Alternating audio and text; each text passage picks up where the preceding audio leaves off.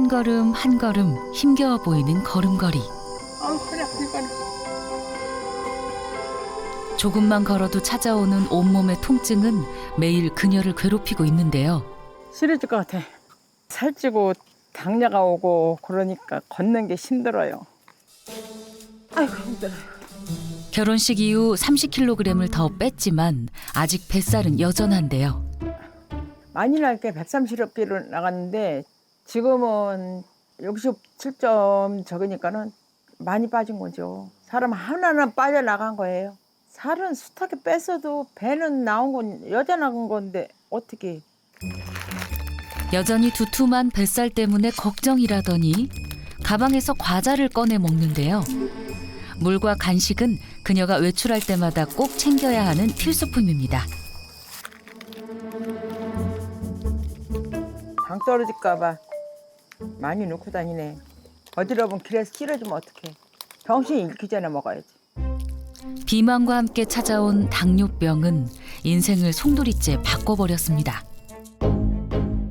아침 운동을 마치고 집으로 돌아온 원명숙 씨가 가장 먼저 하는 일은 체중을 체크하는 일인데요.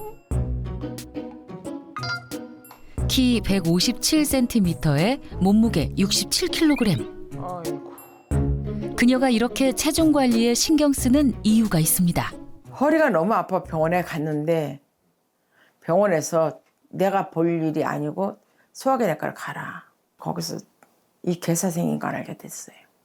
80% 절제했어요. 비만과 당뇨병으로 인해 도미노처럼 무너진 건강. 그야말로 살기 위해 위절제술까지 감행하며 체중 감량을 했는데요. 하지만 아직 당뇨병과의 힘겨운 싸움은 계속되고 있습니다. 여전히 혈당 조절이 되지 않고 있는 상황. 당뇨 진단 받고 나서 나 나름대로 조절을 하고 했는데 거기 당이 조절이 안 되고 그래서 220에서 180 거기서 왔다 갔다 했어요. 최고 나갈 때 460까지 나간 적 있어요. 가족력도 전조 증상도 없었기에 더욱 충격적이었던 당뇨병 진단. 내가 시장 갔다 와가지고 여기 계단 내려오는데 피해 어지러우니까는 계단이 세 계단인데 한 계단으로 알고 디뎠는데 잘못해가지고 삐끗해가지고 그냥 굴렀어요. 전화가 지고 있었으니까 119를 불렀죠. 피검사를 한번 해보자 그래요. 그래서 했더니 당이 있다고 얘기해 준 말을 충격을 많이 받았죠. 그 후 사는 게 살얼음판 같다는 원명숙 씨. 힘든 몸을 이끌고 외출에 나섰는데요. 몇 계단 걷지도 않았는데 그대로 멈춰 섭니다. 무슨 일일까요? 지금 어지러운 당 때문에 온 거지. 어지러운 게. 그전엔 그 어지러운 걸 몰랐어요. 근데 당이 오면서 이렇게 어지러운 걸 느끼고 확 하면 그냥 나도 모르게 핑 돌면서 쓰러지니까 넘어지는 거예요. 최근 들어 현기증을 자주 느낀다는 그녀. 그뿐만이 아닙니다. 그리고 안긴 것 같은데다가 2개로 보이고 3개로 보이고 막 어느 때 하나 더 보이고 막 그러니까 정신없이 헷갈리지. 이제는 대중교통을 타고 다니는 것도 불안한 상황. 때와 장소를 가리지 않고 몰려오는 졸음을 참을 수가 없습니다.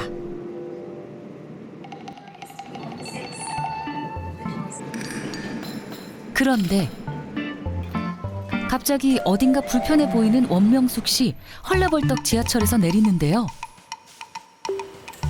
소변이 급해 목적지보다 2정거장이나 먼저 내리고 말았네요. 당이 있으니까 아무데나 자주 다니죠, 화장실을. 1시간이면 2-3번 가요. 밤에 잠도 설치고. 당뇨병의 대표 증상인 다뇨, 다갈 증세를 달고 살아온 지도 벌써 10년이 훌쩍 넘었습니다. 소변을 많이 보면은 단백질이 많이 빠져서 그런가 입이 마를 때가 있어요. 급하게 마를 때가 있고. 우여곡절 끝에 도착한 목적지. 딱! 엄마 왔어. 언제 왔어? 방금 왔어. 날씨 많이 더운데 괜찮아? 응. 우리 딸 엄마 걱정해서 자주 오는데 만나면 만나서도 반가워도 어떡해. 엄마가 당뇨 때문에 많이 건강이 안 좋으셔가지고 좀 챙겨드리려고. 딸과 함께 찾은 곳은 시장인데요. 딸 순호 씨는 가끔 이렇게 데이트를 가장해 엄마의 식단을 단속한답니다. 국물 있다, 국물.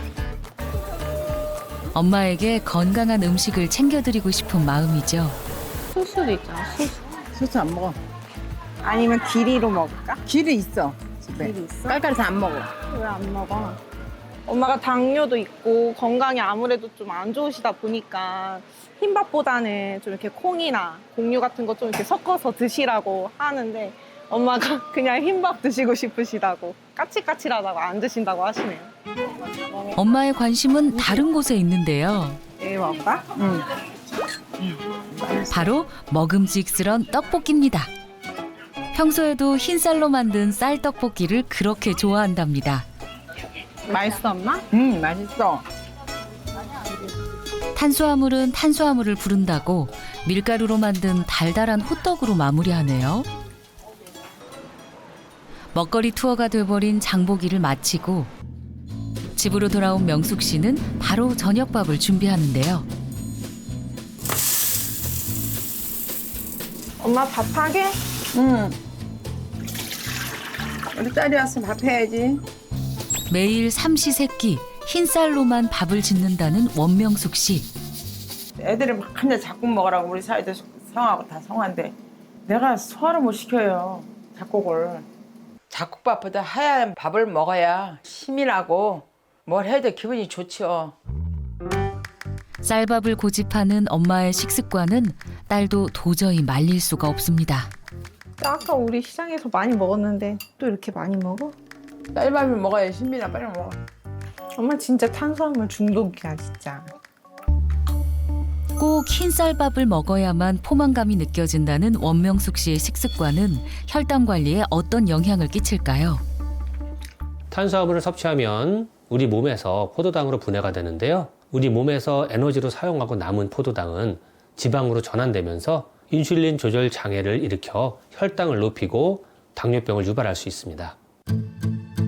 혈당 관리가 시급함에도 식습관만큼은 바꾸지 못한다는 원명숙 씨. 몸 관리 나름대로 한다고 했는데도 당 수치가 올라갈까 봐 제일 걱정이죠. 현재 건강 상태는 어떨까요? 허리둘레와 비만도 측정, 그리고 소변 검사와 혈액 검사를 진행했는데요. 그 결과 복부 비만이 진단되었고 그로 인해 역시 여전히 혈당이 전혀 관리되지 않고 있는 상황이었습니다. 네, 안녕하세요. 결과 설명 좀 드리겠습니다. 네. 이제 소변에 요단백이 좀 검출이 됐어요. 최근에 어지럽거나 뭐 다리 저림이 있거나 몸이 좀 붓거나 아랫배가 좀 많이 아프거나 그러진 않으셨어요? 어지러운 건 있어요. 어지러운 건 있으세요? 당뇨병 환자들한테서는 요단백이 발견되면 당뇨병성 합병증의 시작일 수 있고요. 지금 정말 관리를 잘 하시지 않으시면은 합병증으로 확 진행될 수가 있습니다. 당뇨병 12년 차, 이미 합병증의 위험에 노출된 상황. 과거 폭식증에 100kg 넘는 초고도 비만이셨고 비만 유전도 없으신 걸 보니 전형적인 비만성 당뇨 같습니다. 생각보다 심각한 검사 결과에 착잡한 마음을 감추지 못하는데요. 안 좋게 나오니까 걱정이 되죠. 눈도 안 보이면 걱정이고 다리도 심하면 다리도 절단이잖아요. 그러면 걸을 수 없으니까 더 답답하고 모든 게 다 무서운 거죠. 뭐. 탄수화물을 많이 먹어서 이런 병이 온 것 같아 후회되고. 최근 부쩍 전에 없던 이상 증세를 느꼈다는 원명숙 씨. 혈액순환 장애로 잠 못 이루는 밤이 많아 혈전약도 처방받았습니다. 혈액 내에 당이 많이 섞이게 되면 피의 점도가 높아지면서 피떡인 혈전이 생기기가 쉽습니다. 당뇨병의 사망 원인 1위는 심혈관 질환인데요. 당뇨병성 망막병증으로 망막의 혈관에서 출혈이 발생하면 실명까지 이어질 수가 있고, 겉으로는 보이지 않는 다리 깊숙한 곳에 있는 심부 정맥에 혈전이 생기게 되면 그 혈전이 폐혈관에 가서 박혀서 호흡곤란 등 심각한 상황을 초래할 수가 있습니다. 머리부터 발끝까지 전신의 합병증을 일으킬 수 있는 당뇨병. 우리는 어떤 식습관으로 합병증에 대비해야 할까요? 밥심, 이 밥심으로 산다는 한국인의 탄수화물 사랑 정말 유별나죠. 그 중에서도 탄수화물 중독에 특히 더 취약한 그런 사람들이 있습니다. 바로 중년 여성들인데요. 실제로 여성들의 경우에는 40, 50대에 접어들면서 탄수화물 섭취 비율이 늘어납니다. 갱년기를 겪으면서 호르몬의 변화가 생기고 이 스트레스에 시달리고, 그러면 또 식욕 조절이 힘들어지면서 탄수화물 중독에 노출되기가 쉬워지는 거죠. 문제는 나이가 들면서 신진대사가 느려진 상태에서 이 탄수화물을 과다하게 섭취하면 식사 후 혈당이 급격하게 상승하는 혈당 스파이크를 유발할 수 있다는 건데요.